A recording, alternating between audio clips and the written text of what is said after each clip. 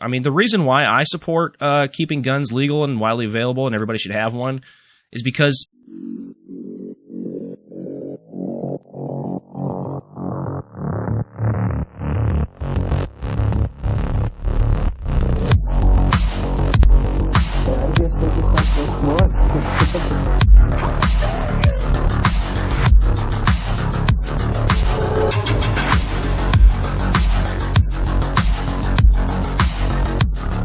that's really all I play is Total War and Magic. I've considered getting Elden Ring, but I'm so busy. Like, it would just be so completely irresponsible for me because I'd get it, and I'm sure it's a great game. Want to devote 40 hours to it this week, and just that's not good for anybody. It's a winter thing. I love playing games in the winter, and then usually through the summer I might have 30 minutes or an hour, every couple days, like at nighttime after it gets dark, and I come in.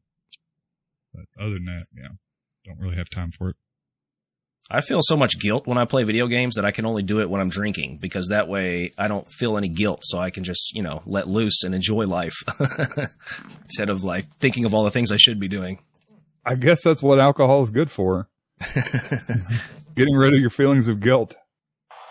Check this out. Putin rally.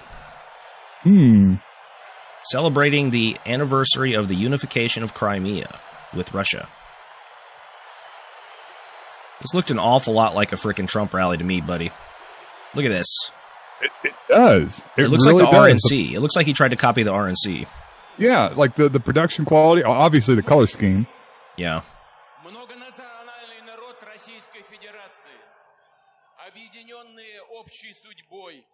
When I was watching this, look at the intro to this. Does it see if you notice anything weird about this?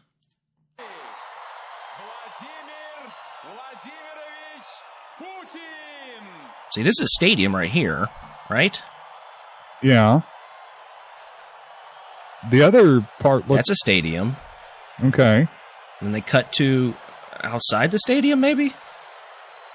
And then they cut to a wide open field? What the fuck? See, that's... What is going on here? What is going on here? This is not the same... It's not the same thing. Yeah, they're waiting to see the Offspring play out in the field at a concert venue. What is going on here, do you think? I don't know. That's probably like a secondary viewing site. Maybe people outside that can't get in to see their favorite dictator. So they just... Oh, you think this shot is? Yeah, I don't know. I'm guessing. I mean, obviously that's not inside the arena that the other thing was in. That's just like an outside stage. Maybe they were having an event outside. I don't know. And they're just, like showing it on the screen. No, I guess it could be on a screen. I was thinking that Putin was going to be on this stage too. I was like, well, they're cutting together multiple rallies here. Yeah, I don't know. Very sus. I feel like somebody would have caught that, and it seems very obvious. So maybe maybe it's just something. Don't like poo-poo that. my finds. This was a good find, I thought. Jeez, Tony. Have you still been following the invasion of the Ukraine, or it's Ukraine? Yes. Not nearly as closely as I did the first week. It's kind of old news now. I'm past it, but I still follow it a little bit. After he started bombing hospitals and shit, I kind of quit paying attention to it. Yeah. The real kind of nastiness of viewing a war started becoming more and more apparent. I'll go ahead and say, so last week I teased something, a big reveal this week, and it has turned out to be incredibly anticlimactic. Uh-oh. I bought a plane ticket to Warsaw, Poland, and I had intentions on going into Ukraine, spending 3 or 4 weeks over there working with some sort of aid group. I'd been in contact with a couple of them. Yeah. So I buy the ticket. I talked to this. There's one group in particular, this Mulberry International, and they're out of Louisville, and they got some groups in Kyiv and Mariupol. And so I bought the ticket. I've been talking with them back and forth, and I'm terrible at planning. So this was all kind of happening like right at the same time. And then, I hadn't been working things out weeks ahead like I should have, because I've been thinking about this for like a couple of weeks, 2.5 weeks or so. And, basically they got a hold of me right after I bought the ticket and said, we do not need any more volunteers. You coming here would be more of a hindrance than anything because you don't know the language and because like there's no room. There's millions of people that are displaced. Any extra bed is taken. And there are already so many volunteers here from the neighboring countries that kind of know the language and know their way around a little bit better that it's just, it would really be pointless for anybody to come. And, the woman I was speaking with, she talked to some other aid groups and, asking if they needed anybody to help. Cause I was going to go there on my own dime. I mean, like I'd already paid for it, was going to pay for my room and everything like that. And, she got back a hold of me. She's like, yeah, not right now. We don't need anybody. Really appreciate it. But so that was my big thing. I was going to go over there. We were going to do Exploding Star podcast live from Kyiv. And, I seriously, like, I was going to go there and work for this, aid group, but I was like, I'd already looked at like a smaller computer because I got a big gaming laptop. I was like, I'm going to get this. I'm going to get me some other little recording software and then we'll, hopefully set aside some time once a week to do this. And it didn't work out though. Yeah. Also the other big thing that was going to cause an issue. So it's, I think it's like the Schengen free travel area. It's basically this block that's part of the European Union that Poland's a part of. And they have certain COVID rules. Now, initially when I'd looked them up, I'm vaccinated. So I didn't think there'd be an issue. Go get my COVID test, whatever, just to show I was negative. But you have to, there's like a time limit. Like I'm unvaccinated according to their rules because I was vaccinated over a year ago.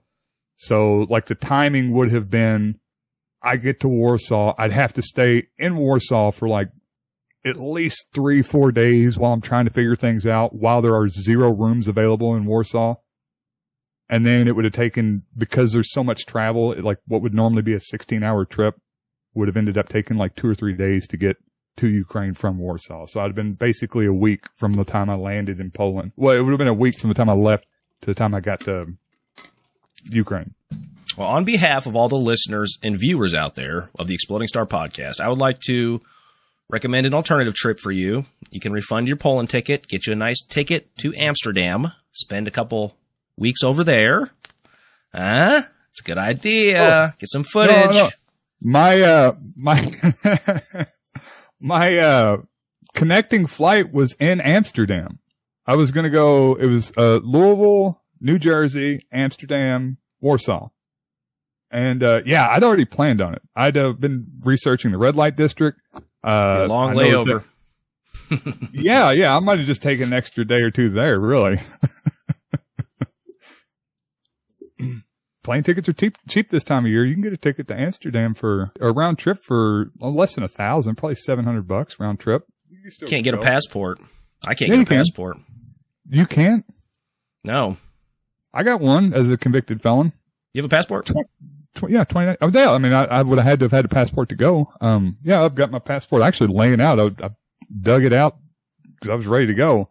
2019. So it's, I haven't tried to get one, but I looked at the rules and I wasn't able to, so.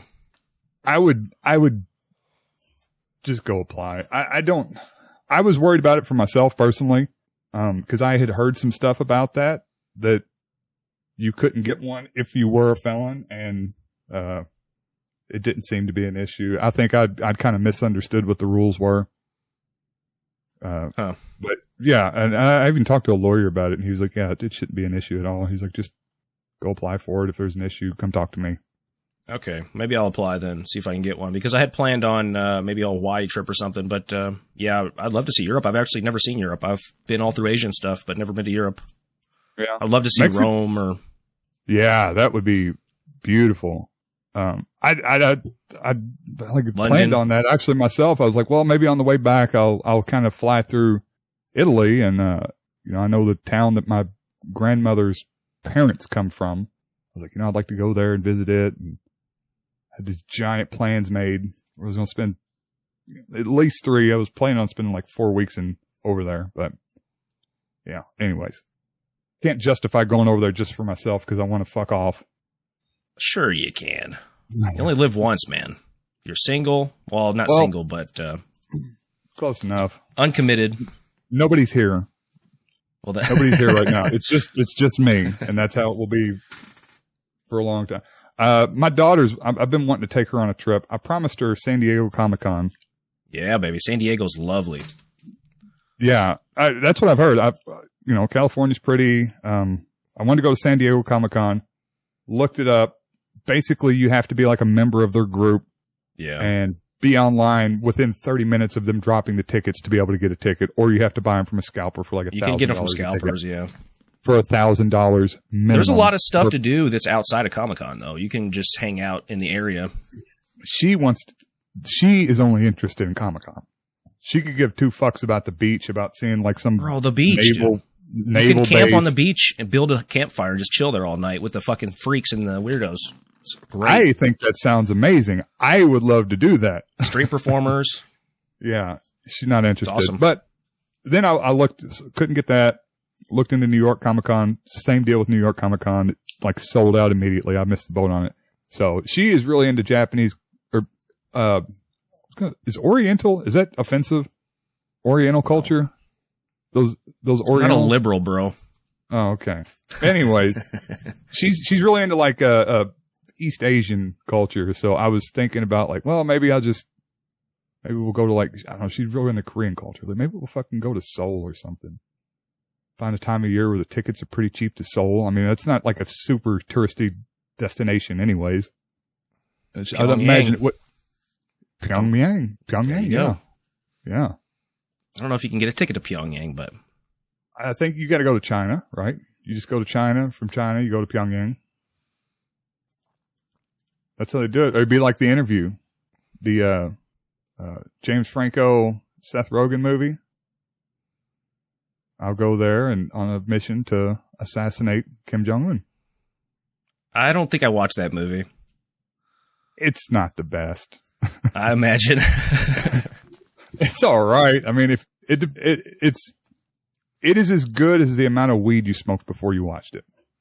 Well, I mean, that's any Seth Rogen. That's any movie, yeah. Any movie, yeah. That's any comedy. But maybe next time. Next big international crisis that's happened. I will try to be on the fucking ground. They're reporting live for Exploding Star. Trying to explode your own body for the cause of content. Did it for the gram. Done a lot of things for grams over my years. I want to talk a little Olympics, man. Now, I don't know if you ever sign out of your YouTube account, but if you sign out and go to the Explore tab, what's been popping up on my Explore tab is nothing but like Olympic asses. Like, look at these thumbnails, dude. What does this have to do with the Olympics? This is getting out of hand, bro. Like, it's getting worse and worse. Like, if I just search Olympics.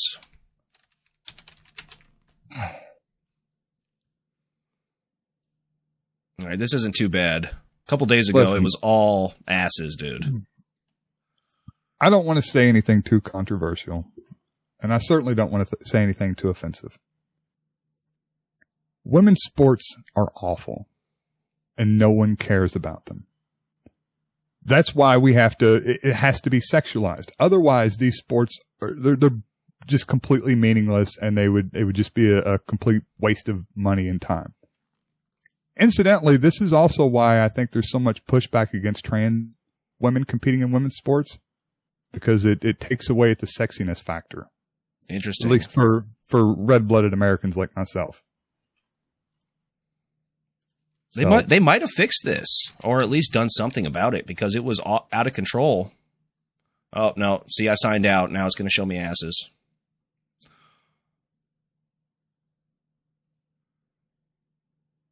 That girl's shredded. Yeah, she is. Jesus. Okay. Not as bad as it was the other day, but... Oh, sex sells, buddy. Jesus Christ. It's 20 funniest Olympic fails? Yeah, what is it? Why the thumbnail? Why? And I guarantee you this is not part of the video. It actually was way worse than this. It got my attention.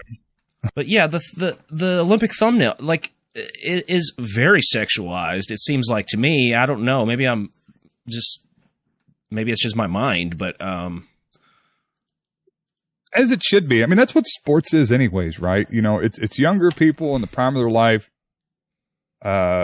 exhibiting how well they're, you know, their I guess their physical dominance. I mean, that seems to be what it's about.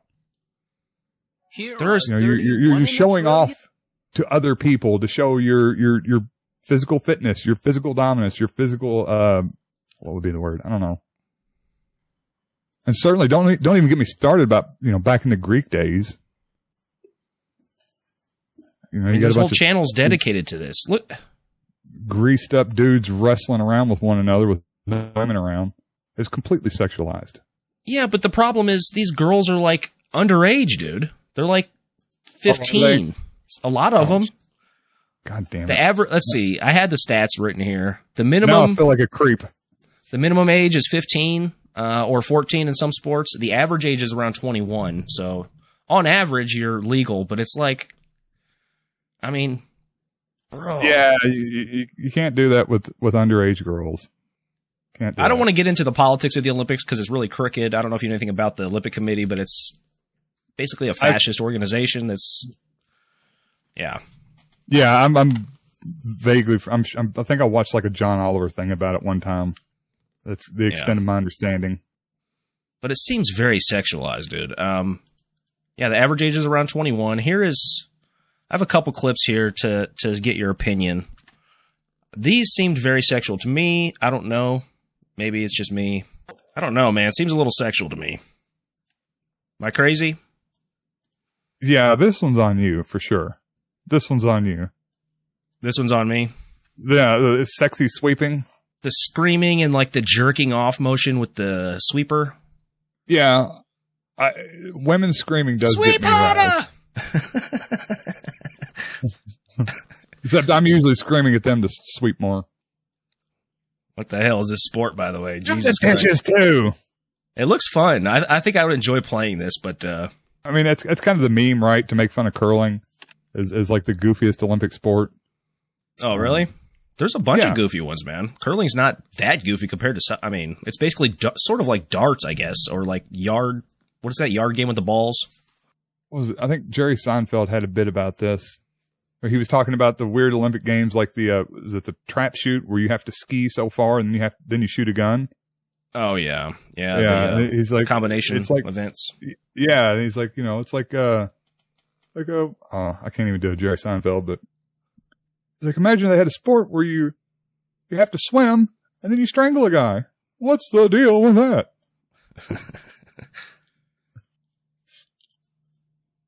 Even Seinfeld impressions are funny to me. That's how good Seinfeld was. Yeah, it was really good. It wasn't really him, though. It was really Jason Alexander. He was the best one on the show, I think. You think so? I think so, man. I don't know. Go back and watch it. Acting-wise, at least.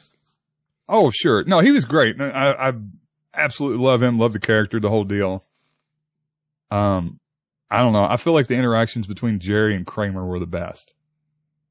I was always a Kramer fan. I loved Kramer. The physical comedy doesn't do it for me I mean, Jason Alexander does it too, but I think he's just better overall. I don't know. Plus, the whole anti-Semitic thing afterward kind of soured me on Kramer, I guess. Well. Was it? No, it was race. It was racism, wasn't it? It wasn't anti-Semitism. I don't really remember. Yeah, he was doing apparently he was just doing a bit, and he was doing a really. I don't know. It's been explained. I think I heard it on the Rogan podcast where they were going through it, but he just started yelling. I think that's right. He was just yelling the N-word over and over. I think he was trying to do it like for shock value because he was doing stand-up while it was happening. And he just started.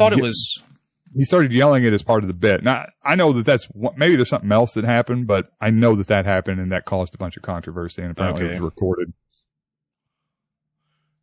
Okay. I don't know. Maybe you're right. I'm just trying to cancel people. That's my main goal in life. Also, No, so it was on Rogan. It was somebody that was on, another comedian that was on Rogan that was telling the story. And apparently they were there at whatever venue he was at where this happened. And apparently he'd been doing quite a bit of sugar booger right before he went on stage. So he's Michael Richards liked to party apparently. So holler at me, Michael Richards, next time you're around. I'll party with you, buddy. That'd be a hell of a party, man. Yeah. I would just fucking die. I'd be like, just walk in the door again. Just walk back out and then keep walking in the door and just do the whole Kramer thing where you slide in. He's probably totally normal in real life. He probably gets annoyed when you're like, do Kramer. I hope not. I hope he's just Kramer. All the time. All the time. He's getting kind of old. He can't do that shit anymore with his motions. Start getting arthritis, man. There's one more of these to get your take on. Tell me if this one's a sus. I feel like I've seen this at a furry convention I went to one time. Or that I stumbled upon. Just weird bending down with your nose and your fingers right up in someone's posterior. Yeah, they're skiing like right behind each other, like perfectly synchronized, but I don't think it's supposed to be synchronized because the other guys were switching, right? I didn't show this one. This is the bobsled. This is the one you were talking. It's like an incidental. Yeah, it's like an incidental thing where they're, I don't know, maybe. Well, they said they were drafting off the front guy. Drafting. That's the word I was looking for. Yeah. Jesus, how much is that? I don't know. It seems like it would be a negligible amount. How much friction you're reducing by drafting at 15 miles an hour or whatever. Well, also, how much can you push on the guy in front of you to add momentum? Because it doesn't even make. Yeah, I mean, that's simple physics. You know, you equal and opposite reaction. The amount that you're pushing forward is the same amount that you're pushing back with. There's no legitimate reason to have your hand right on his ass crack. Yeah. All right, here's the bobsled. First to the American cruise, piloted by Hunter Church. So there's 5 guys in good shape here, it looks like. Young men. Something that was kind of necessary, you know, something that, running, for example, you know, whether it's cross country or whether it's, short distance sprinting. What's another one?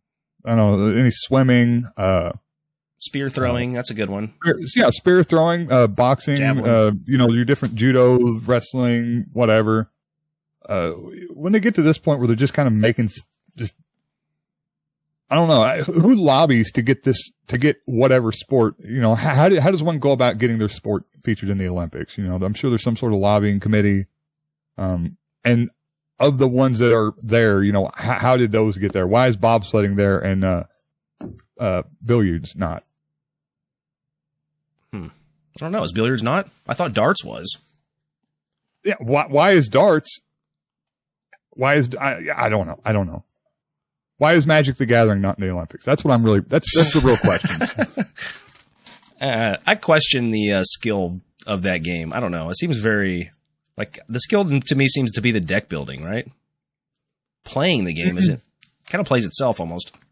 No. It depends on the format. It depends on the format for sure. And it depends on the deck too. Sure. Yeah. I don't know. Maybe we can go into it sometime, and I'll explain it like you explain chess. But it's definitely really in skill. I mean, people go through.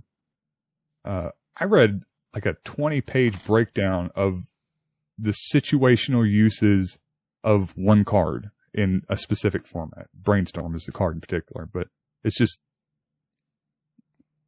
yeah, there's a lot to it. Darts is fun though. I don't know. I never did care for darts.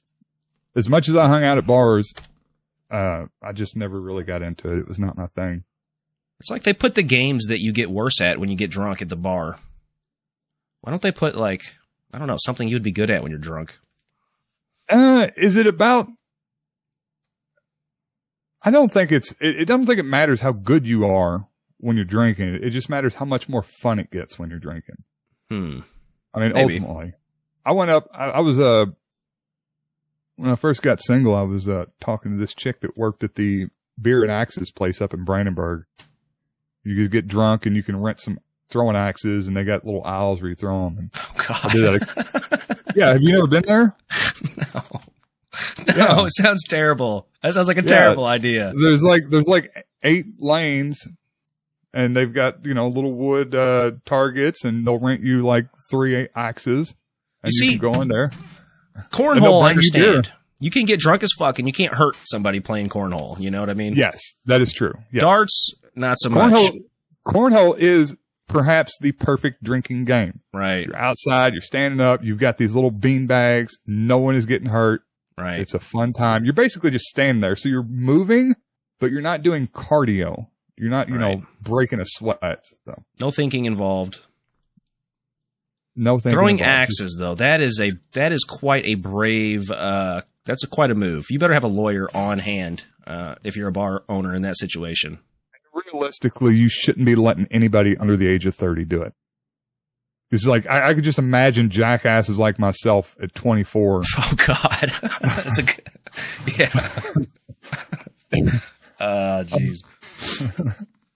Yeah, it's just a terrible idea. I've seen too many fights in bars, man.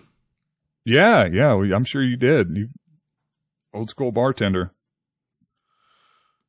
All right. Next up on the docket, ghost guns. Cool name for a topic. Yeah, I do have thoughts about this, but okay. Yeah, man, I don't know. It's just been keep watching news, keep seeing all these stories come up where just the proliferation of firearms and these different assault weapons with these high capacity magazines in the US, it's really getting out of hand. I'm just not really. I've got a big issue with it. What's this? Oh, did I want to do a segment just so I could show off my new toy? Maybe, but just filled out the paperwork to get my felony completely done, so I had to celebrate. Anyways, do want to talk about ghost guns. What is that thing? It's AK. This is to show my solidarity with the Ukrainian people, I bought a Yugoslavian AK model. Nice. So, but is it automatic?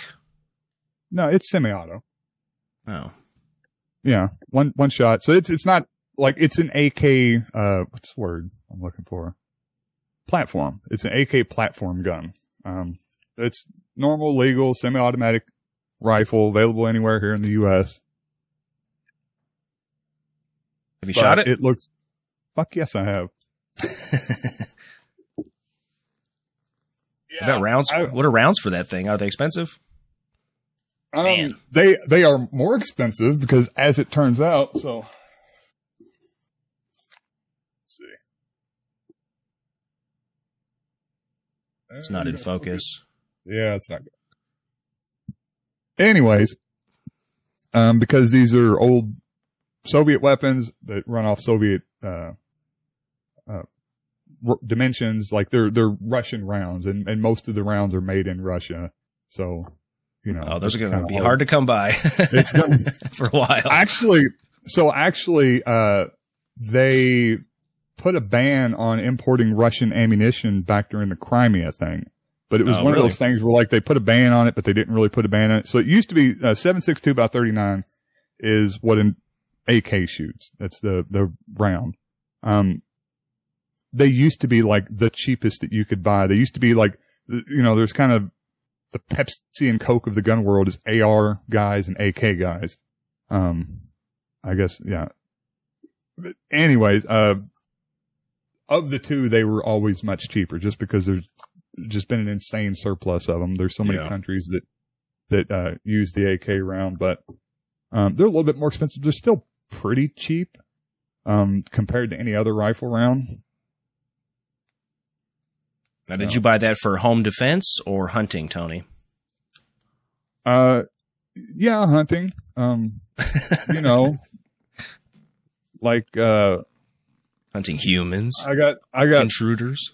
Like there was a possum that got in my trash the other night, so I needed an AK. Of course. To kill the possum. You don't want to leave a body behind. You have to blow up the whole possum. Yeah. It is so fun to shoot though. So that's like a nicer one too. That's like Zastava, which is a really good maker AK platform guns here in the U.S. And it's so sweet to shoot. It just like there's very little recoil. The gun doesn't rise like that. Like it's got everything to where you just pop, pop, pop, pop, pop. I need that for my Che Guevara cosplay. See? Yeah, you do. Yeah, yeah. I was when I was initially thinking about getting an AK, I was trying to find the exact model that Bin Laden used, and like the famous photograph of him. Yeah. And I don't know why it stuck out to me like that's what I wanted. And it turns out like it's a very obviously like I would have had to get the civilian model of it, but they were insanely expensive. That civilian version of what Bin Laden was using. Yeah, right. Anyways, we should probably talk some substantive issues. Maybe I don't know. Maybe we should. Maybe. Yeah. Here's the opening clip. Yeah. This is a ghost gun. There's no record of it.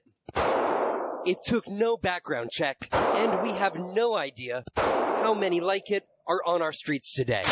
Because it's built from a perfectly legal, pre-packaged kit, and then made into a working firearm in the amount of time it takes to build an IKEA cabinet, just over an hour. There was a black market ghost gun sale that went bad and so just kind of say what we're talking about. Ghost guns are guns they're just guns that are made at home.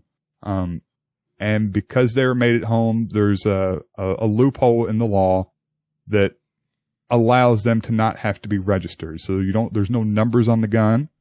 And, they're not attached to any single person. They can be kind of float around in the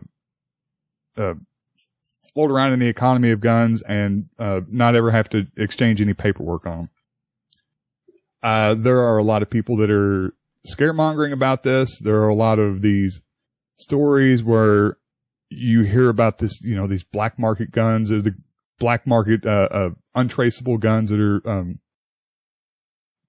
winding up and being used at crimes, which it doesn't seem like these are always suggested that, or it's asserted that they're used in crimes. I was not really able to find any, actual evidence that they were used more than anything else. It seems like they're used quite a bit less than, just normal guns that aren't registered to the owner that they're registered to. But, I don't know. I just kind of wanted to talk about it and, talk about what these guns are and, why I think that they're perfect. It's not that they're fine to have. It's just that it's a fool's errand to go after these things. I don't think that they're the, safety issue that they're kind of being made out to be. I would liken this a lot to just the different drug scares. A new drug comes on the market, Delta 8, for example, available at Shire Hemp Farms. And you just start hearing all this scaremongering from different media sources and the different groups that are against these.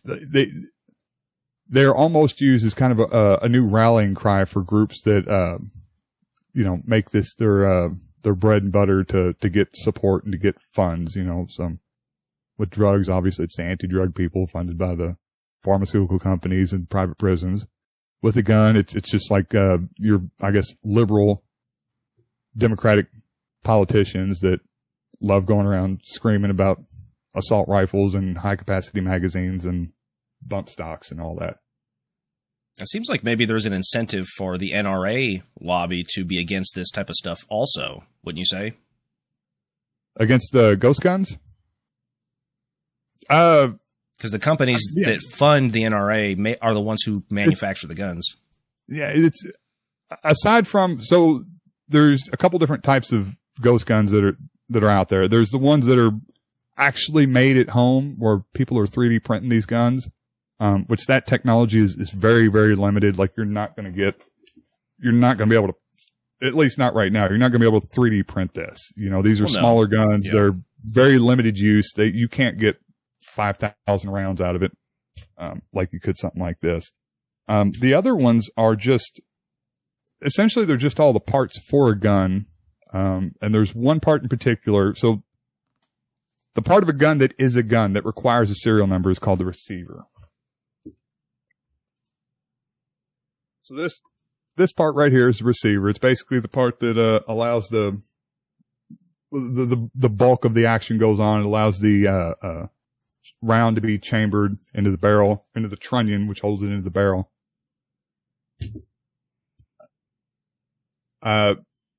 Way people get around this, if you get if you buy a receiver, the receiver has to have numbers on it. If you buy a receiver that is not completed, generally something that's at 80% completion, then that is not considered a receiver yet. You can buy it, and then you just buy all the other parts from the same gun manufacturers that you would just buy a gun from.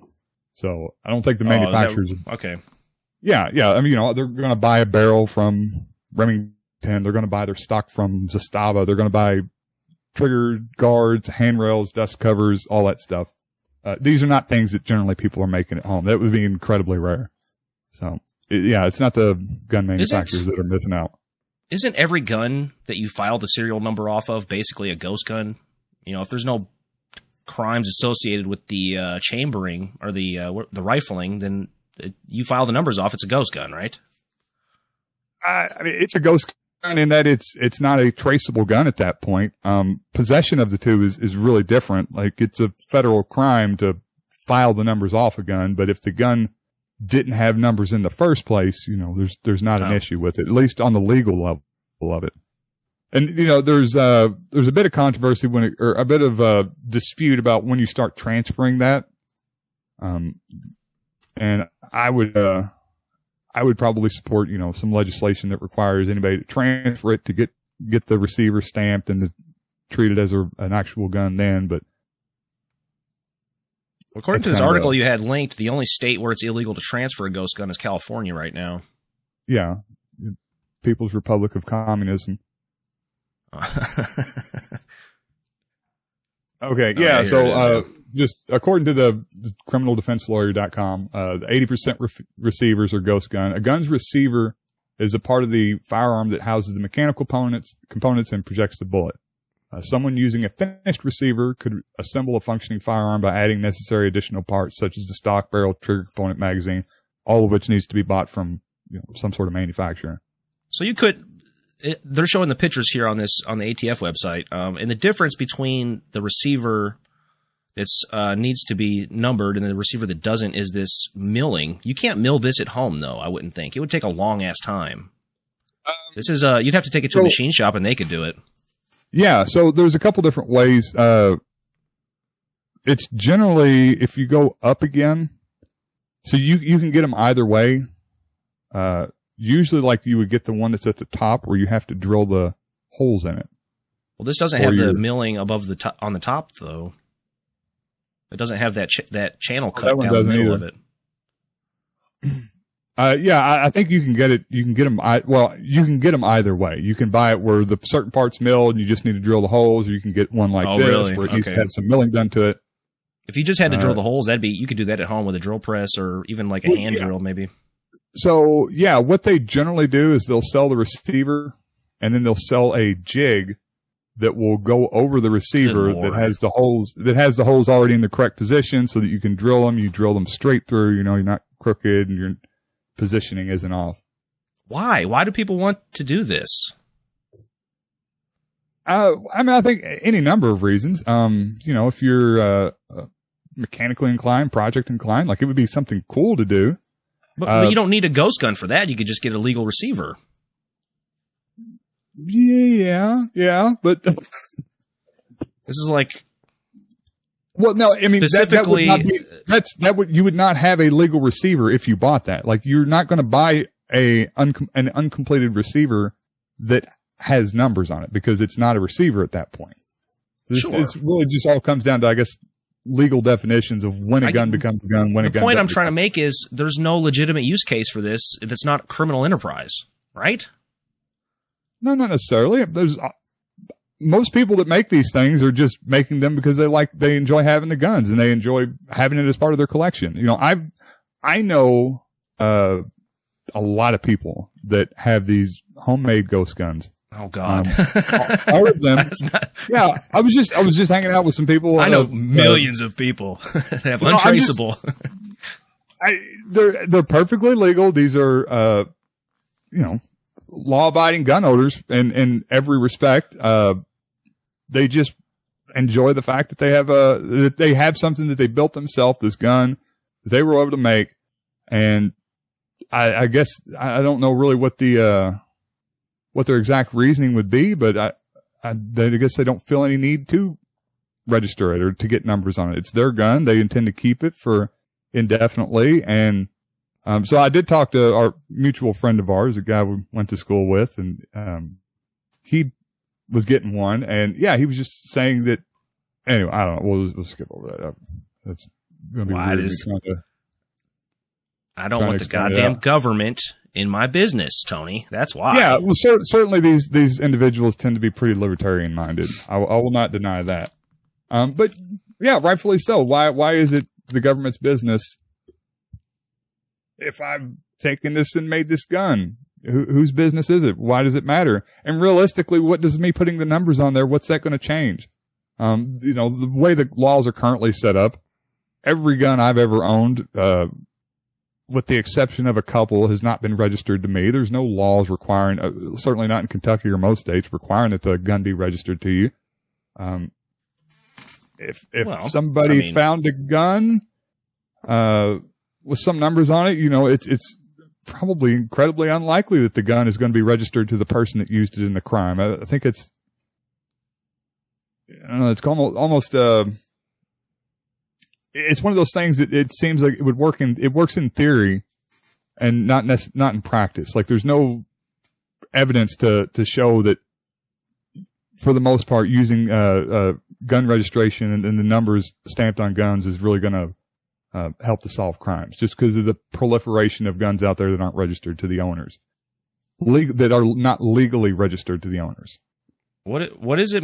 I'll address that point in a minute, but what is the government? What do they have to do with anything? What do they care if I want to put landmines in my yard to keep intruders out? I mean, they should have nothing to do with my yard. I can put landmines out there if I want to.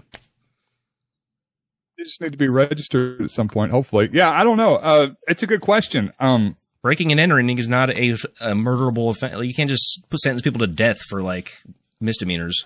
It's sort of the principled argument against weapons of death.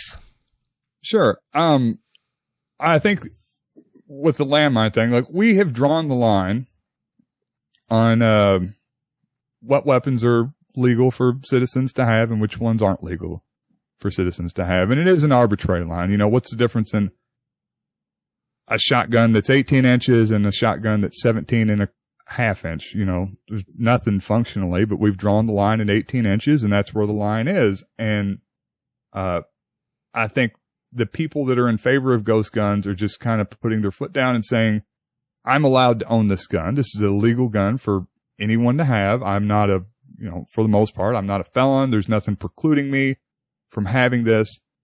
And I guess kind of an exercise of the Second Amendment where I'm going to have the gun. I don't need to do this. And, it's nobody's business, I guess, what I do in my tool shed and what I shoot on the weekend.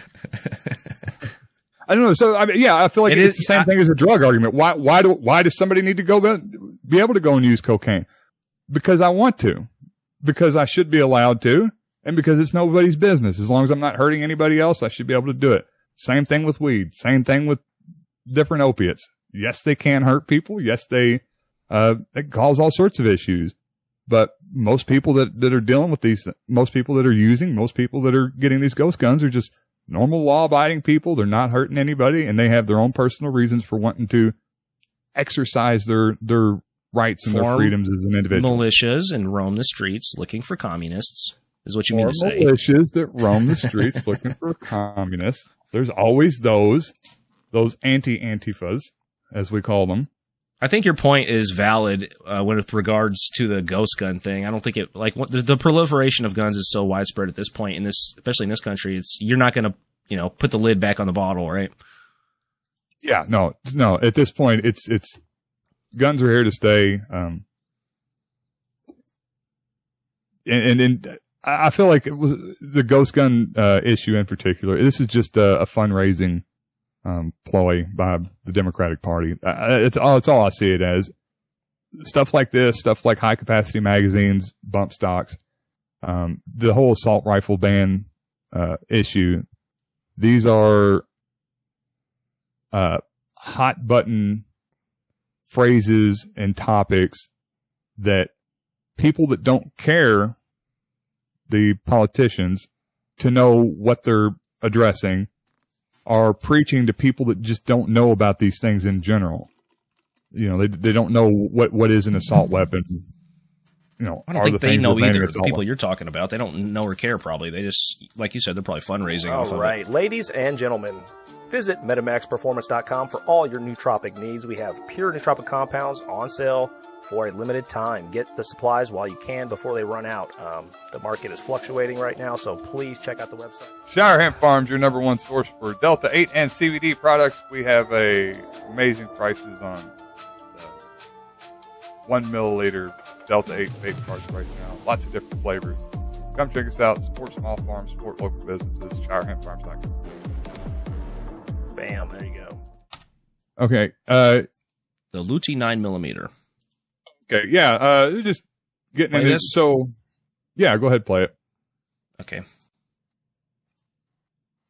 What is up, you sexy YouTube mother lovers? Now, a couple of months ago, we did a video where I said if we got over a certain like goal, that we would try to rebuild the infamous Luti submachine gun. The Luti, of course, being the improvised 9mm subgun described in the book by, of course, Mr. Luti, Expedient Homemade Firearms. So promises made, promises kept. We took our own crack at it.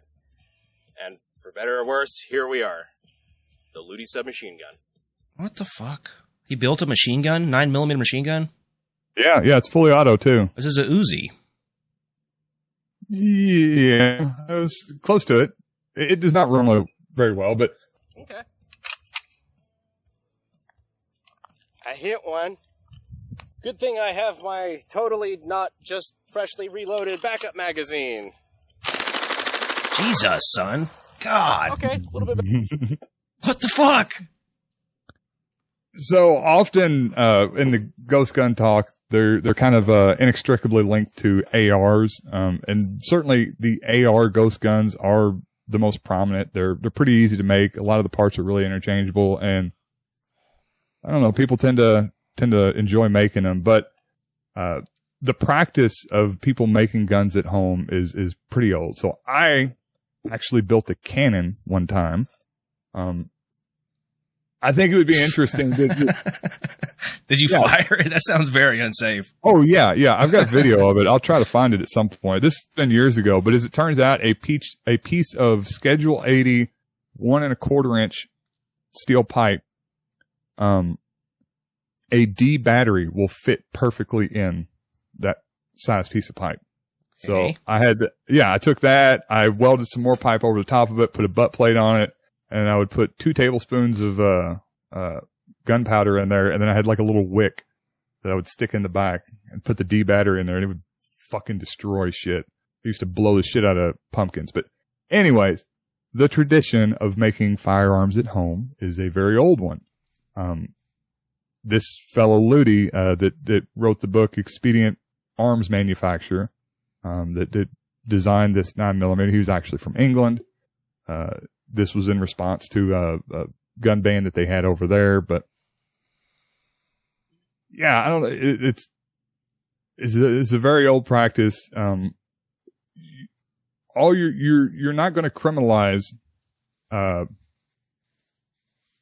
the weapons themselves. You're going to criminalize the people that are interested in doing this. These things are always going to happen, and just like with drugs, I think any attempts to try to ban these things is just going to be met with a bunch of people ending up going to jail. It hurts the poorest people the most. You're right about that. I think maybe it does. Most of the people that are building ghost guns are not poor people necessarily. They're hobbyists for the most part. I was just speaking more generally about gun restriction. Yeah, sure. Gun restriction in general. Yeah. So when I was a young boy, a young lad, there was a migrant family living near us. And one of their kids was a little asshole, and we would always fight. And one time we fought, and he brought this homemade BB gun to like shoot me with. It was a metal cylinder. It was a metal cylinder like the size of a pen, and it was spring-loaded, and you would flick it over it, and it would shoot the BB out. It would shoot pretty hard. It wouldn't really puncture the skin, but it fucking hurt, man. I remember that. He shot you. He did shoot you with it. He shot me with it, but it was on the jeans, so it didn't, like, penetrate the skin or anything, but it left a fucking bruise, man. I was terrified of that thing. Homemade little... I don't know how he made it, or where he got it from, but he was an immigrant kid. Was that here in Kentucky, or when you were, younger in Ohio? Ohio, yeah. Explains my deep-seated hatred for the immigrant community. Yeah. It's all making sense now. Yeah, homemade BB gun. Very, very... effective at striking fear into the heart of... very ingenious. Aspiring podcasters. So, yeah, my criticism here is not the laws. I think the criticism should be placed at gun culture specifically. I don't know why we have such a gun culture in this country. It's very unlike Europe. In that way, people... like, there's a whole culture around it. And, of course, because this is America, the culture is driven by the people who sell the guns. The analogy I would make is to the tobacco industry. I mean, the reason it was cool to smoke cigarettes is because of the advertising. It's the same with the gun culture. These dangerous murder weapons are made cool by the people who sell them, thanks to capitalism. Does this not look cool? Honestly. Just objectively. Well, it's not going to look cool when somebody steals it and shoots a family with it. They'll look pretty badass killing that family. I'm going to be honest. Yeah, after Sandy Hook, there was this big Boston University study. I'm going to read the abstract real quick here. Okay. This is the largest study in gun laws, multi-state study ever. This is... the impact of state firearm laws on homicide and suicide deaths in the USA, 91 to 2016, a panel study. Firearm injuries are a major cause of mortality in the USA. Few recent studies have simultaneously examined the impact of multiple state gun laws to determine their independent association with homicide and suicide rates. To examine the relationship between state firearm laws and overall homicide and suicide rates at the state level across all 50 states over a 26-year period. That's the objective. The design of the study, this is a panel design. They analyze the relationship between 10 state firearm laws in total, age-adjusted homicide and suicide rates from 91 to 2016 in a difference in differences, fixed effects, multivariable regression model. There were 1,222 observations for homicide analyses and 1,300 observations for suicide analyses. Populations of all U.S. states were the participants, and the main measures were the outcomes. The outcome measures were the annual age-adjusted rates of homicide and suicide in each state during the period of 1991. So this is a very long study across all states to determine the results, correlative results, but still very robust study here. Universal background checks were associated with a 14.9% reduction in overall homicide rates. Violent misdemeanor laws were associated with an 18.1% reduction in homicide. And shall issue laws were associated with a 9% increase in homicide. These laws were significantly associated only with firearm-related homicide rates, not non-firearm-related homicide rates. None of the other laws examined were consistently related to overall homicide or suicide rates. Conclusions. We found a relationship between the enactment of two types of state firearm laws and reduction in homicide rates over time. Further research is necessary, obviously. This is the largest study on the effect of laws restricting access to guns, specifically certain types of laws here. But it's a pretty interesting study. And the main point I wanted to make here is about why this happens. The NRA they like to talk about how many people are saved with guns. Like if you own a gun, you're less likely to get robbed or whatever. And they try to count all these and say how a certain number of lives were saved, or they point out the fact that twice as many perpetrators are killed by civilians with firearms as opposed to the police, which, I'm not sure you should be murdering people for minor offenses, but whatever. But the more important statistic is the amount of guns that are stolen every year. 300,000 guns each year are stolen. Where do they go? Who fucking knows?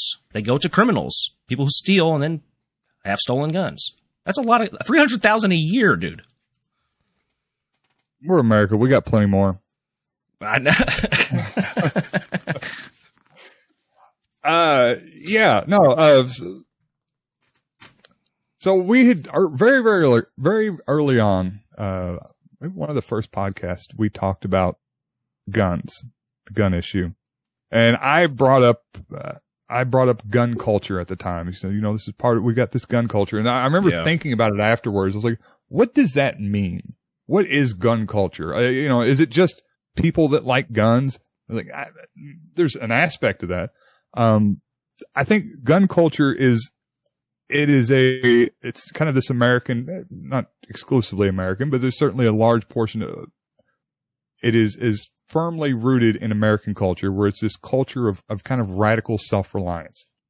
And I think that's where a lot of the American love for guns comes from, kind of the early days of settler mentality. And nowadays, where you see it's in communities that for whatever reason feel like they can't rely on outside communities or governmental agents, whether police, whatever, to take care of them. So, you see this in guns are very popular in poor rural communities. These are people that traditionally had to have guns available to deal with issues because there weren't police available to them, or there certainly weren't police that were going to be available in a timely fashion, and whether that was dealing with an animal, dealing with an individual. And, often you're not, pulling a gun out to kill the individual that you're having to deal with. More often, 99% of the time, you're showing the gun, and just having the gun available is going to end the confrontation. Certainly, if both people are being rational actors. And you see the same thing in kind of inner city communities. Traditionally, I guess people that don't trust the police force for whatever reasons, and also, you've got kind of the slightly criminal element of it. People like myself. For example, back in the day where I wasn't violent necessarily, I wasn't having a gun to go out and attack people with it. But if I had an issue with something or someone, I've got my little criminal enterprises I had going on. I couldn't trust the police to deal with it. I wanted to have a gun available so I could run this person off and, feel safe in my own home without worrying about having to call a cop and them come over and smell my house reeking of weed. I think there is something there with the argument for like the rural community for sure. Not being self-reliant, right? That's a strong argument for rifle, like hunting rifles and maybe a shotgun, but that doesn't really say much about why ARs are cool. Well, that's the culture I'm talking about. Yeah, I mean, I don't know. I think they just look cool. I'll also say, like, as far as the NRA goes, I don't think people like guns because the NRA exists. I think the NRA exists because people like guns, and certainly there's a bit of a feedback loop going on there where the NRA pushes how cool guns are to people that already like them, and then they might like them a little bit more, and then they give more funding to the NRA, which allows them to push further on other people. But why do the police have guns? Why do they need guns? Yeah, I don't think they do. I don't trust them at all. No. I would much rather some felon from the west end of Louisville have a gun than a cop around me any day of the week. Cuba don't have guns. As far as the coolness factor, I don't know. I think they're just cool. I think of the people that I talk to, the people that I know that are, I guess, would be gun nuts or real gun lovers, and not just, like 22 hunting rifles, but like actual assault style weapons, because they're not really assault weapons, but assault style weapons. I think more than anything, those people have been influenced by movies growing up. You watch Rambo and the Arnold Schwarzenegger movies. Like, I don't think I can't imagine that the NRA's had any influence on me, and my taste in weapons and my fervor in wanting to own them, it's almost exclusively just watching movies, 80s and 90s action movies as a kid. But I don't know, that's me personally, and just my experience from the people I've talked to that kind of feel the same. Well, those movies were based on older movies, older similar movies that, glamorized guns and violence, mechanical violence like that. And that those movies were based on old stories from, the days of segregation when it was white people defending their property from the blacks with the guns. That's really the reason we have a Second Amendment interpreted the way it is by the Supreme Court, to allow personal possession of firearms, was during the period of Reconstruction. Yeah, I don't know. I really don't know the history of that. I mean, I know it was originally written as a way for all people to be secure, for all the citizens to be secure against a tyranny from the federal government. I think it's pretty effective at that. And it's one of these things, when we were talking about certain gun laws, or it being difficult to quantify the people whose lives were saved by guns. You're right. In this, it's kind of, like, how do we quantify the people who for whatever reason didn't get in a car wreck? You can't. Yeah. Yeah. You're inferring the intentions of a perpetrator. Yeah. So, I guess in that same vein, how do you quantify the amount of legislation that was, or I don't know.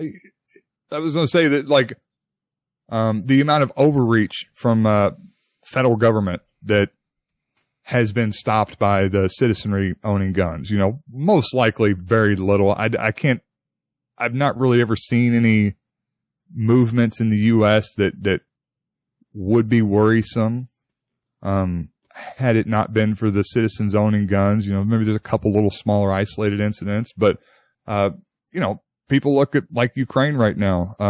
I imagine the Ukrainians wish that they'd had a Second Amendment at this point in time, and certainly looks like they will now. I think that's a bullshit argument. The outside invader. I think the outside invader argument's bullshit, but I think there's some credibility to, like, deterring government overreach. I think there's maybe some credibility there. I think it gets less and less over time. I think it's less and less relevant these days than it was maybe in the 50s and 60s during the civil rights era. Yeah, I don't know. I don't think so. Certainly, like, there's other technologies that the military has.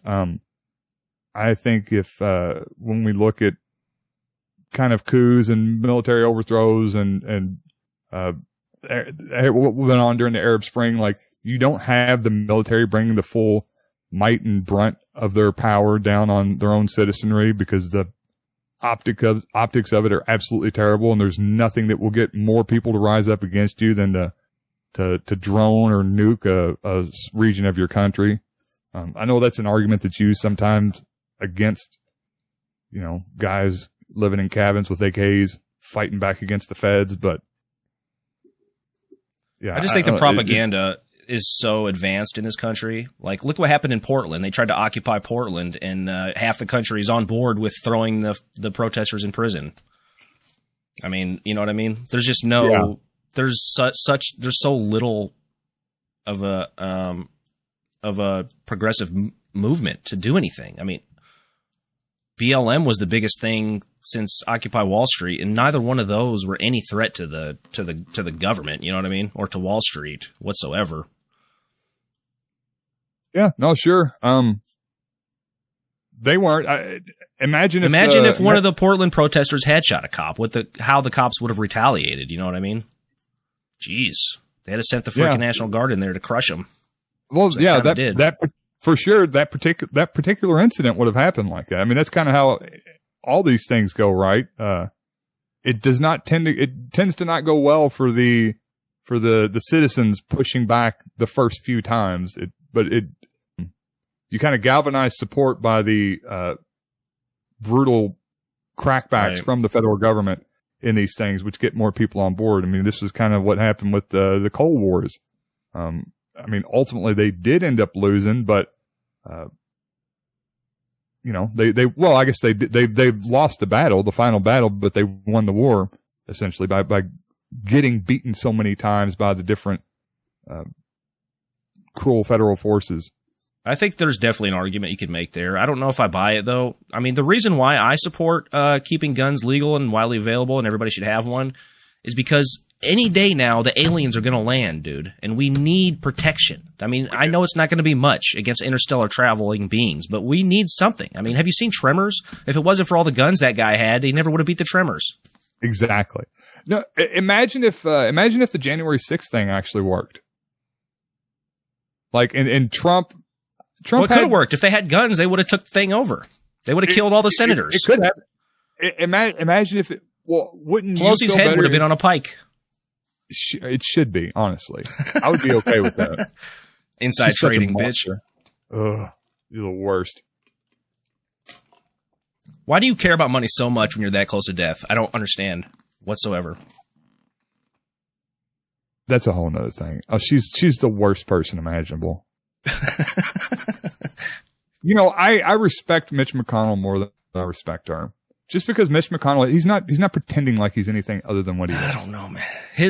He lied to the unions. That's unforgivable in my view. Yeah, so does Pelosi. Sure. Fair enough. But she pretends like she's on their side. Anyways. Okay. Well, Ghost Guns. Next week, I plan on doing a segment on Mencius Moldbug again. Got a lot of criticism on that piece, obviously, because we didn't really dig that hard into Moldbug himself. It was originally a Peter Thiel. For all the people who saw that video, it was originally meant to be a Peter Thiel video. We just kind of stumbled across the topic of the Dark Enlightenment and Moldbug. But apparently, like, Steve Bannon and some other people like this are pretty heavily involved in this, so I wanted to go back into Moldbug. I'm reading through all his shit. It's taken me forever, so hopefully it'll be ready next week. I think it should be. Man, he has this one. It's a book, really. It's called Letter to Open-Minded Progressive, but it's not a letter. It's like the longest thing I've ever. It's like freaking War and Peace. But anyway, hopefully that'll be ready next week.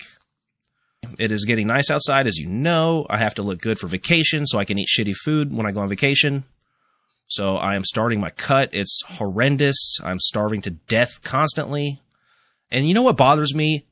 Obese people who, they don't understand hunger, right? They think, I'm not going to stop the sentence there, so don't clip that, but they don't understand hunger. They like, I'll suggest, for example, replace soda with diet soda, 0 calories. They don't like diet soda. Replace full-fat cheese with reduced fat, or even fat-free. They don't like that. It's like, you don't understand hunger, because if you are hungry, you will like any kind of food. Zevia, that's rich people's soda there, Tony. It's expensive, but the cream soda in particular is very good. Does it taste good? I like it, yeah. I like it. I only like the Zevia, though. The others, I don't like at all. Stevia is not a very good sweetener in general. The cream soda one, I don't know. I've just, my understanding was that it was the best of the sugars, the artificial sugars. It was like the least, I guess it was less harmful than like aspartame and what's the other, sucralose. I've done pretty extensive research on all the sweeteners. They're all fairly safe.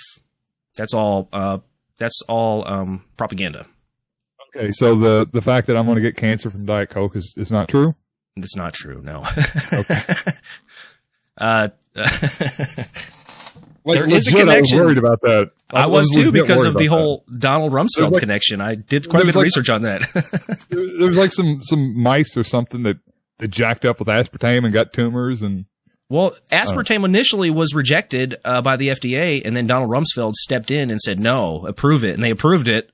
And it's been in the supply ever since. Make anybody like, why are you doing that, Donnie? But yeah, no, I wanted to share my before and after. I don't know if I can do it this year, but I'm going to try to get shredded for summer. I'll have to find this photo real quick.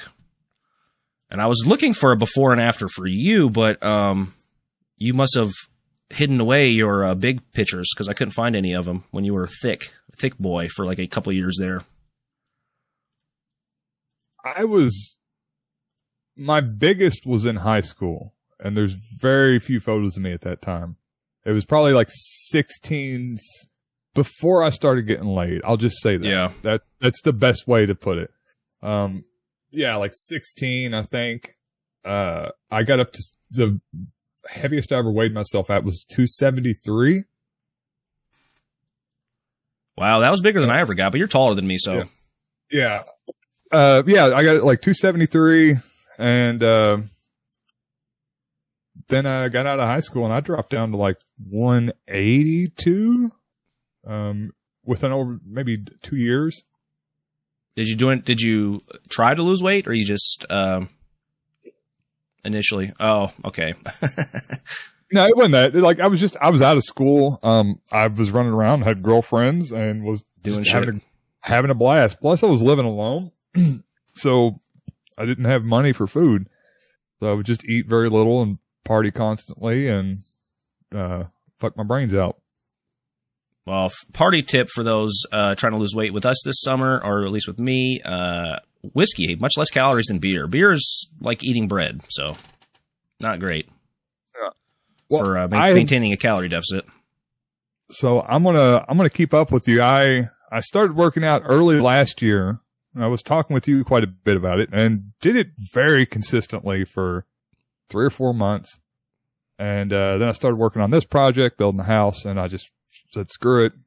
Got through the winter, but I have started working out again and am being pretty consistent at it. So I'm trying to lose some weight myself. I got pretty thick. We do Exploding Star Weight Loss Challenge. I got pretty thick over the winter. You didn't really get that thick. You stayed pretty lean all year, this past year. I put on like 15 pounds over the winter. Well, I think I was down to like 205, and then I got up to like 222, and I'm back down to like, I'm on my way back down. I'm like 217 again. I think my heaviest was 225. That was high school, yeah. And I had no muscle then, too, so I was super fat. Yeah, that was me, like zero muscle. Yeah. this weak, doughy, ponytail god. Look like a fucking, a bailiff. Yeah. What a bailiff is? He's the cop who just chills at the courthouse and doesn't really do shit. Yeah. So this photo on the left, when I got married, I think, oh no, I was younger in this photo. But when I got married, I was big too. I was eating pizza. I had a pizza day. I would eat, not my pizza that I make, but like real pizza. Yeah. I would eat like a real pizza every week. But yeah, I was big.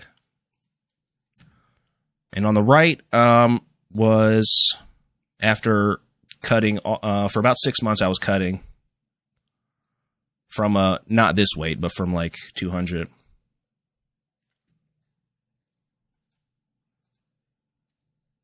I'm not seeing them. Where's the photos at? Okay, there we go.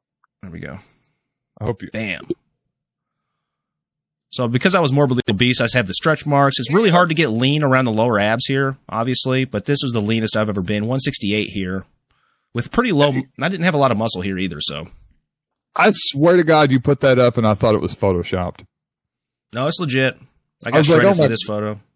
Damn. Look on the left, bro. Look how greasy I am from all the pizza. That's how I remember you. At least like from high school, like right out of high school. Like that's what you look like. Yeah, I know. Man. But I got pretty thick this winter. I've lost a little bit of it, but I was I was pushing 200 at one point this winter. But I was trying to put on muscle. We'll see. I'll probably drop back down to 168 if I'm lucky. If I can get that shredded this year. 160. Is that a good weight for you? 168? How tall are you? 5'9". Lost 5'9"? like a half inch. Yeah. Lost a half inch. I happen to have a box of old photos of me, and I was looking through trying to find some. That one, that's not when I was big, though. This is like when I was in the height of my party phase. You had a big one on your Facebook, but I couldn't find it anymore. I thought you deleted it in preparation for this segment. Did I have a big one? I've fluctuated it. Like when I was married, I think I got up around 240 something again. See, in your profile pic, you look pretty shredded here. And you look super tanned. You look like you've been frying the fuck out of yourself in the sun, bro. Yeah, I have been. That's not good for you. I had to quit doing that. It fucked up like my upper chest. The sun did. It's all fucked up now. Look at it. I'm trying to tan myself. Like an old leather bag. But anyway, so you've done the thing, the weight loss thing. Did you have any tips? What do you think? What's your opinion? What's the best way to go about this stuff? Well, it's very simple. With this one easy trick, you can lose 20 pounds, but you have to buy my book and subscribe to the channel.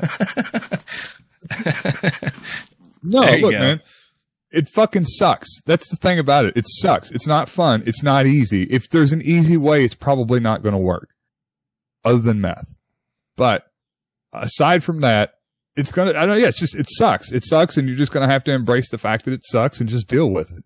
I don't think it sucks that bad, dude. I think for most people, if you're overweight, if you're not just trying to get shredded, but if you're like overweight, it's not that hard to like switch to low calorie options. You can eat plenty of food. Like I eat the fuck out of food. I just eat low calorie dense foods.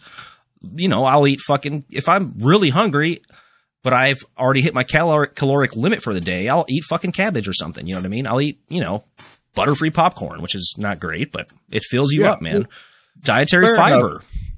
Fair enough. I think a lot of people just eat really shitty. I think a lot of people, it's just ignorance. They just don't. Certainly with me, I didn't know how to eat. I didn't understand. Well, with the old food pyramid, like I thought if I ate bread all day, then I was being super healthy. See, that's a common misconception. I think the carbophobia isn't great for dieting because the problem is then you want to eat a bunch of fatty foods and they have so many fucking calories, man. There's like the bread I get 90 calorie bread, 2 slices, 90 calories. You can buy all this shit at the store now. They have so many low calorie options available. Like I'm talking about like carbohydrates. Like I would eat carbohydrates all day because I thought that was. Oh yeah, no, yeah, you got to get your protein, man. Got to. That's the number one piece of advice. Yeah. When I dropped, aside from when I was younger, like a few years ago, when I dropped, I think 30 pounds. I was just, that sucked because I wasn't really fat. I was fat. I was probably obese, but I was just like barely at obese. Yeah. And, I don't know. It sucked. I was eating less and I was eating differently and I was just working out more and lifting weights or cardio or I know you did jujitsu. A bit of both. Yeah. At the time I was doing a bit of both. I'd, run 2 or 3 days a week, and then I'd lift weights like maybe 2 days a week. And I think, the biggest one, probably you're right. The biggest thing is just changing habits, learning how to eat healthy, You don't even have to eat healthy. Just eat healthier. Just eat a little bit healthier. Cook your own food, man. That's the biggest thing. If you have to cook your own food, you're not going to you're not going to eat shitty food. Yeah, for sure. That's the big. And you cannot eat out and lose weight. You just can't do it. You really can't do it. Yeah. And changing your taste buds too. Like just sticking with eating slightly better. I don't eat healthy by any means, but I eat way healthier than I used to eat. And, just stick with it long enough to where it just starts becoming normal. Like personally for me, you know this, I know you're like this. Like I've always loved cooking. I've pretty much always cooked for myself. So, never was one to buy like chips. I don't give a shit about a chip or like those just junky little snack foods. Like I always wanted to cook myself something. And it's just pretty easy to just kind of learn how to do it. There's certain things you stop making, certain things you kind of make more of. I'm more inclined to make, like pork chops and broccoli nowadays. And maybe back in the day, I'd just make a big thing of pasta and just chow down on 2 pounds of doughy wheat. Yeah, you got to get your protein. Protein is so important because, for one, it slows down digestion. For two, it has a higher thermic effect, which means it takes more calories to break it down. Your body it's not utilizing all the calories. You're not netting 5 calories per gram. You're netting something like 3 because of the thermic effect of the protein itself. It also reduces the glycemic index of the meal overall. So you can eat carbs and protein together, and it will be much lower on the glycemic index than just eating a bunch of pasta or whatever. And you need protein in your system at all times to maintain muscle mass. If you want to lose muscle mass, you're going to have a lower metabolic rate. You're not going to burn as many calories if you have a lower muscle mass. It's so important to get protein. Yeah. How do you explain somebody like Scott? Scott grew up on a steady diet of Sam's Choice Cola and Hot Pockets and Doritos. And seriously, and fucking ding dongs. What was it? Zebra cakes? Zebra cakes for dessert. Hot Pockets stuffed with Doritos. Open them up and stuff them full of Doritos. And then Sam's Choice Cola. And yet was skinny. Scott is even worse. Scott is even worse than a preachy fitness person like myself. He's just an asshole. He's just he's genetically an asshole. I don't know what else to say about it. Scott, you're a genetic asshole. With no muscle. Maybe he has muscle now. I don't know. He's got a little bit. Scott could get jacked and he would never get fat. He could put on muscle easy. Yeah, no, for sure. Jesus, Scott, you're wasting exactly a wonderful gift that you've been given by the universe to have this freaking metabolism where he's got no fat. So, like, what muscle he does have just shows right through. Oh yeah, he looks big. He looks jacked. Yeah. Yeah. Jesus Christ. I found a nice photo of Big Tony here. Is this even you? I don't even know if this is you. Is this you? I don't know. Oh yeah. Is that you? I was probably 240, 245 there. You don't even look the same because your beard isn't as long as it normally is. Yeah. Yeah, I was definitely I think I was like 240 there. Yeah, it was right after I got that car fixed. I'm so proud. Huh. But yeah, losing weight, man, you feel so much better. Well, like I said, I don't think it's that hard. I think, like you said, you just have to change your taste buds. You do that by eating healthy. I mean, that's all. You just have to do it for a while and you get used to it. And trust me, once you get hungry enough, dude, everything tastes good. Every fucking thing tastes good. It doesn't matter. But there's like that mental addictive quality, though, right? There is, yeah. Like I know that withdrawals aren't going to be that bad if I wait just an extra hour. And if I do that over the course of many days, I can wean myself off of this terrible drug I'm on. But it's that mental thing. Like, I have it available. I have this available. Why would I not use it if it's right here? It is a craving, isn't it? It's like a constant. It's a similar sort of feeling. I can always tell when I'm in a calorie deficit. Like right now, I'm starving all the time. Like I walked past a freaking cheeseburger that my son bought and didn't eat earlier, and oh god, I want it so bad. But I just had some vegetables with some chicken breast. It was very nice, and now I'm full. We'll see how it goes this summer. Speaking of which, did you see that Arnold video? No. He did a video for the people of Ukraine, like him just, I guess, talking to the people of Ukraine. No. Anti-war video trends on Russian social media. I think this is how we win. With Arnold? Arnold could. With Arnold. Yeah. He always wins. Haven't you seen his movies? Why didn't we think of this in the first place? He always wins. I don't think Slavs give a shit about what Russians say or what Germans say, dude. Everybody loves Arnold. He's such a cultural phenomenon. He's such a sweet guy too. Like, I know he's a Republican. Whatever. But like, I've listened to him talk. He comes out with, whenever there's something really awful going on, he'll come out with a video, and it's always so thoughtful and kind and well intentioned. And yeah, like I've never, when he comes out with these things, like there's nothing in there that I ever disagree with. You know, it's always just like, yeah, he's just a good guy that really cares and really seems to want to. He's been in the public eye since he was in his late teens. He came over to California, in his early 20s to pursue bodybuilding, and he The reason that people dislike him sort of is because he won a couple of Mr. Olympias that he didn't really deserve just because of his notoriety. And he had so much influence in the industry because he was a Hollywood star at that point when he came back out of retirement. But as far as his like opinions on stuff, he's usually pretty milquetoast, like liberal, right? He's for sure. Not a very nice guy. Yeah. Yeah. It wasn't nothing. I mean, there's nothing, no suggestions or policy propositions that he comes out with that I think are, he's not talking about that. It's just, I guess he just makes these appeals for humanity in these different situations. And it's just really refreshing, especially to hear it from Arnold. He's just such a beloved character. Can we stop with the great man fallacy, please? Nope. Is this it? Yes. I want the video. Where's the video?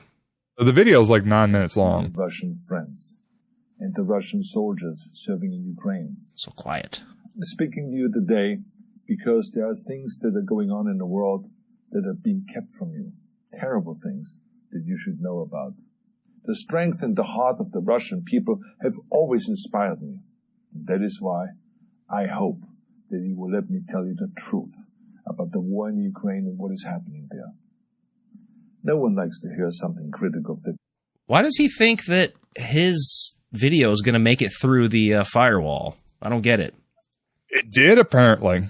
Well, of course. They have VPNs and shit. That's how they have the internet in China. They use VPNs. I mean, it's not like they can really shut off the internet effectively. So, I mean, incidentally, though, James, you need to get a poster of you right behind you flexing, just like Arnold did. He has a poster of himself. Yeah, look at him. Right behind him, there's a poster of him.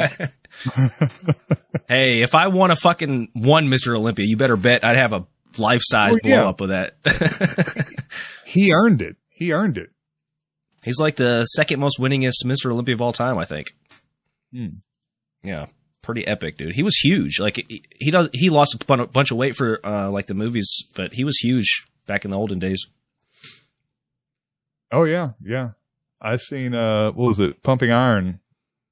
That old documentary that they did about him. Yeah, that's a good one. Talking about just calming every time you're flexing. It's like I'm just calming. Oh. He was on some shit back then, as you can probably tell. A bit. Good for him. Godspeed, Arnold. California in the frickin' 70s. Yeah. How about Sylvester Stallone, man? Did you see his most recent film? What was it? Yeah, I forget what it's called. Last Blood, probably. That's what I was thinking, but I didn't want to say that because it sounded silly. Which is why that's the name he would have picked. No, I seen the one prior to that where he was in Southeast Asia somewhere, and he looked like the frickin' Hulk. He's like this big, his shoulders are just like huge, and arms come way out, his giant deltoids. He's just like kind of hunched. And Last Blood, it is Last Blood, 2019. I'll be damned. So Rambo is the one that I seen. Okay, yeah, he's not big in this. This movie was awesome, dude. If you haven't seen this, Last Blood. No, I've not seen it. Yeah, it's badass, dude. That's the most recent. That's the one where he's not big. Somebody like kills his daughter and he goes fucking ape shit. It's awesome. I think they kill her, like kidnap her or some shit, but anyway, he does Rambo shit. Yeah, obviously. But it's not a scenario where he's like chasing after them. I don't want to spoil too much of it, but he like holes up and they come after him. So it's like a Home Alone, but with fucking Rambo. It's awesome. Beautiful. I love that man. He could do anything, and I'd enjoy it. Yeah, very good movie. But yeah, man, the stuff that they're coming out with now, I don't know if it's new stuff or old stuff, or it's just the fact that he's got ridiculous amounts of money. But I mean, he looks insane, and he's well into his 70s at this point, right? Well, he's a genetic phenom, and he has access to all the best doctors. Obviously, he can get whatever he wants. Some people just have a really high tolerance for drugs. I mean, like they could just do a bunch of drugs and it doesn't kill him. He's just a genetic phenom. I guess I'm like, maybe, I don't know, on a different part of that spectrum. I've done a bunch of the drugs that aren't helpful to you. Yeah, right. Didn't kill me, but you're the best at surviving like drunk driving or something. Yeah, that's your genetic gift. Oh my God, the amount of drunk driving I've done in my days. Jesus Christ. Oh, Lordy Lord. In Roblox. Yeah. This is all fictional. Parody, folks. I would like to see, I mean, because you see it like Jeff Bezos. There's like photos of Jeff Bezos. I mean, he's not shredded, he's not jacked, but I doubt that he's really working out. He looks like a very fit guy. You know, Elon Musk. He got in shape. Fit. Yeah, they get Is that in shape. what it is? Is it not just he gave a doctor $1 billion and said, I want to be in shape. I don't want to get in shape. I want you to make me in shape. You can sort of do that, but yeah, sort of. Can I take a pill that like makes my cardiovascular system better and makes my muscles just grow without actually having to work out? There's nothing you can do to put on muscle that doesn't involve lifting weights, really. I mean, you can gain like 5 or 10 pounds with drugs, but you're not going to gain more than that. Doesn't matter how many drugs you do unless you're lifting a lot of weight. You have to lift the weights to gain muscle, but you can get shredded, obviously, with drugs. No matter how many drugs, I'm wondering like what's available to certain people. You know, like, yeah, I guess with the stuff that somebody would order from Mexico or from Eastern Europe, you can't do that. But, you know, what's out there that's available to the billionaires of the world that, you know, we've never heard of? Nothing. There's nothing you can, dude. The bodybuilding community is like mostly rich fucking white people, dude. They have access to everything. There's nothing you can do. You have to lift weights. You can't be a lazy fuck and put on muscle. You just can't. You can put on a little bit, like I said, 5 or 10 pounds, but you can put they have the fake muscles you can put in, like the fake abs and shit. Have you seen those? I'm interested in those, yes. Tell me more. Tell me more. Yes. So abs, I look like I have muscles, but I don't have to do anything. Yeah. Working out's one of those weird things. Whenever I get into the habit of working out regularly, I always feel better, and I'm always like, I should do this more often. I should keep this up. And then something happens to where I stop. And then I'm like, I don't need to do that anyways. It's not that rewarding to work out and feel that, you know, feel better after you work out. What do you mean? What do you mean by working out? Because, I mean, lifting weights and cardio are both required, but they're not they're not the same thing. You know, like CrossFit's not, I don't like CrossFit, right? It's not a thing. I'm saying, I guess either or. So like I'll do, you know, I'll run, and I run down the road and run back, and you know, it's kind of uphills down. I don't run. I jog. You don't have a treadmill? I had one. I threw it out. I think they're the biggest waste of space. No, get a treadmill. You don't need to run. You just need to walk. Put it on a slight incline, like a 5 or something, and then just walk. Walk. If you're going to watch TV anyway, watch TV and fucking walk. That's your cardio. Just get your heart rate up for an extended period of time. Okay. That's what you need to do. Well, running is kind of hard on you. It's hard on your knees and shit. Yeah, it's particularly hard on mine. I bought the Vibram 5-finger shoes. Hang on. Oh no, they got you. Oh Jesus Christ.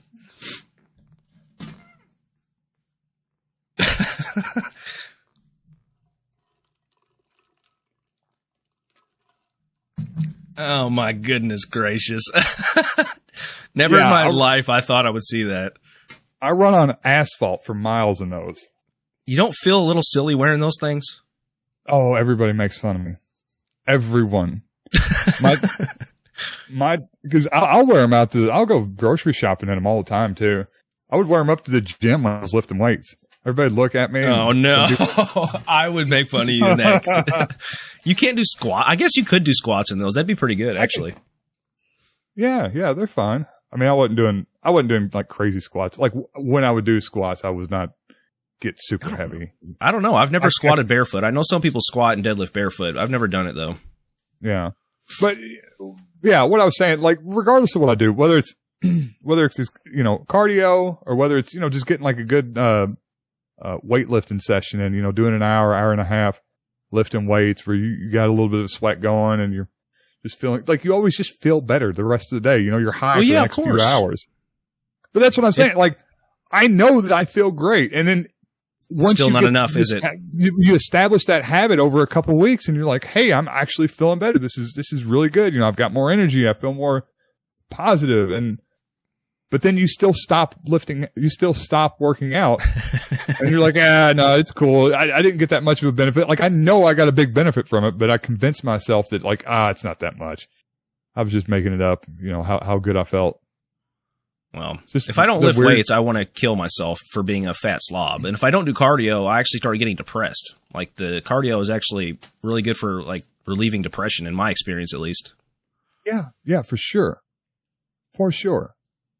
I try to explain this to, like, people that don't have the energy to work out. Like, no, if you work out, you will have more energy. It's exactly. Fact. Yeah. It is a That's fact. true. You just have to, like, just get through that first week. Just do it. And also, all of a sudden, you're going to have the energy to work out and do other stuff. Right. You're going to sleep better, much better. And also, cardio increases your nitric oxide production, which will increase your boner quality. So there you go, guys. Another reason to do cardio. You're going to watch fucking TV and be a bum. Get on the treadmill and watch the TV. And you will have natural whippets in your blood. Well, yeah, kind of. Kind of. All right. This is what happened. There is a way to get muscles without working out. Here you go. What about the Bruce Lee, the zappers? You like put it on, it's like zzz, zzz, zzz, zzz, No. zzz. Those are about as good as 5-finger fucking toe shoes. When I did physical therapy for my knee, they had one that they would put on my leg because I had like real bad atrophy in my quadricep. Oh, really? I imagine, yeah. There you go. So here's what you do. You get some oil. It could be any kind of oil. You can use like vegetable oil, peanut oil, olive oil, sesame I love oil. Olive oil, I wouldn't do that because it degrades. I would do peanut oil or something. And you inject it right into the muscle, you see? Yeah. That way you get the big muscle, but you don't have to lift any weights. And you look fucking jacked, bro. I mean, look at this. Dude, that looks amazing. Look at those traps, son. Look at those traps. Jeez. This is like... Did you imagine seeing that guy and then you go to shake his hand and he's got the weakest handshake imaginable? I mean, look at his forearms. This is not, that's what I'm saying. Like, I'm saying those forearms, like those are not the forearms of a man that lifts heavy things. Also, skipping leg day, bro. Come on. Only pussies skip a leg day. It's supposed to hurt. But that dude on the right just looks silly. He's never worked out in a day in his life. No, he's not. Look at his freaking gut. If he didn't have all that shit injected in him, he'd be like the classic Coke bottle. Yeah, right. He'd look like an American. So this is, they have synthol, which is like what you actually use in the bodybuilding world to like blow up your biceps, because it's hard to make your biceps grow for some people, especially, or your calves. They'll do their calves too sometimes. But these guys get like body dysmorphia, and they just start injecting fucking vegetable oil and shit into their muscles. This was a big thing in like Brazil a few years ago. I guess they don't realize how silly they look. But yeah. Anyway, yeah. Just lift the weights, man. Just lift the weights. That looks pretty silly. Oh, I could show you the abs too. Let me show you the abs real quick. All right. The ab implants. Some of them look good. Like, yeah, those look good right there, right? Because he looks good. Yeah. Look at this fucking dork. That's what it keep would look working like out. on me. Yeah, you can't stop working out and just have freaking abs. Plus, look how bowed out they are. It looks like he has a GH gut. Looks like Joe Rogan. Now Joe Rogan's short. You got to get him some slack, man. You pull up that there's a Rogan HGH gut when he was doing like the weight loss challenge. Right, but he's short, man. He has a short torso. I feel his pain. I'm short too, and I have a short torso. If you eat a meal, you just look fat as fuck. There's not much you can really do about it. Like, look at this guy. It doesn't look too bad. It doesn't look natural though, does it? No, it doesn't. It doesn't look like it doesn't look like. Well, I mean, you need like the whole thing for it to make sense. If you just have the abs. Here's the problem, I think. He's not flexing. You have to flex, even if you're shredded, you have to flex to show abs. He's not flexing. Yeah. He's like stretching his abdomen out, but he still has the abs. It doesn't look right. Well, like I think even then, like your abs are not going to be the first thing that you go for the definition for, right? Like if you're a man, they're the last thing that comes in. Yeah. Like, oh, I'm going to work on my arms. I'm going to work on my chest. I'm going to work on my back. And then, like, after everything else starts looking pretty good, you're like, heck, man, I'm going to start doing some crunches, trying to get my abs going. But working out abs doesn't really do much for abs. Really, you just have to get shredded. And when you get shredded, the last thing to show is your abs. Okay. So if I do a bunch of crunches, you're wasting time. It actually might be bad for your posture too if you're not like doing a lot of. Do you do hyperextensions? You should do hyperextensions too if you're going to do abs for sure. Otherwise, you'll get like an imbalance. Hyperextensions are like where you trap your feet with your face down and you like pull up. Yeah, exactly. Okay. And then you should really try to pin your elbows against each other behind you too at the top of the motion. That way you can flex like your rear delts and your trapezoid and all that stuff. Yikes. What am I looking at here? She has, look at these on her. Yeah, that's pretty weird. Those look really bad, yeah. Man, I would be too scared that they would look bad. I would never get these. Man, it's tempting though. Look at those fucking abs. Look how perfect they are, bro. Just take the money and get a trainer. You know? Just get lipo. Lipo is way better than this. Lipo is a good idea. This is a bad idea. Lipo is probably cheaper too. What the fuck? It looks like a doll or something. Yeah. Those weird skinny legs. That's not bad, but I don't know. It still doesn't look natural, does it? No, it doesn't. No. It's like when you get a nose job and your face is just ruined at that point. Anyway. No shortcuts. There's no shortcuts. Got to do the work. Is it David Goggins says, embrace the suck? Yeah. He's a beast. Well, that's the show, folks, ladies and gentlemen of the jury. That's the show. All right. What have we learned, Tony? Guns are awesome. Arnold's awesome. Fake abs, not awesome.